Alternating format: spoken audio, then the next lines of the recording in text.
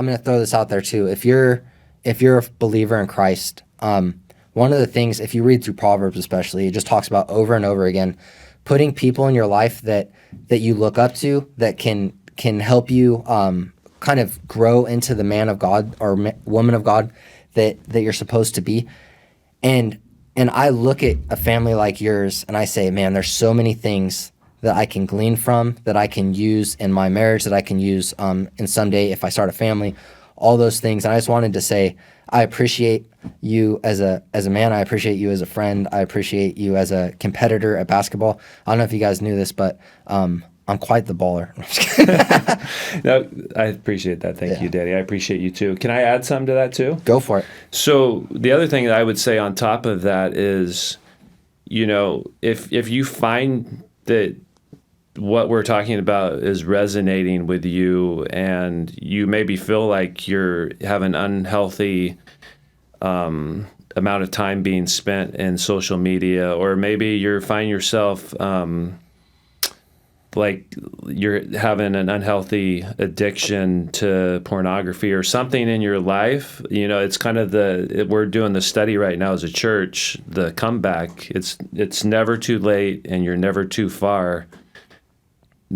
Decide to make a change in that, get some accountability in your life, set up some safety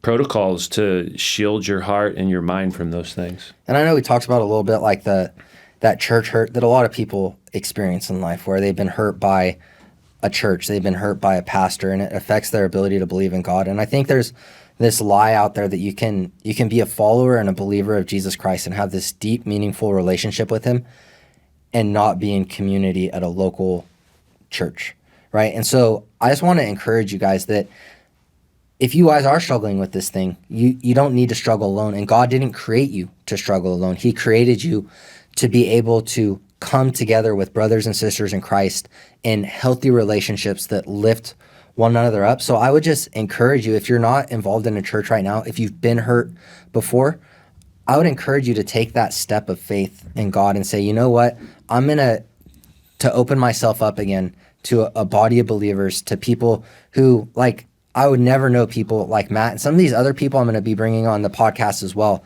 that are just amazing men and women of God who have amazing relationships with him, and it shows in their life, and it encourages me and encourages my walk and encourages me to act differently than I would act on my own. And I think that's the importance of having that community, those people you can come together and really lift one another up.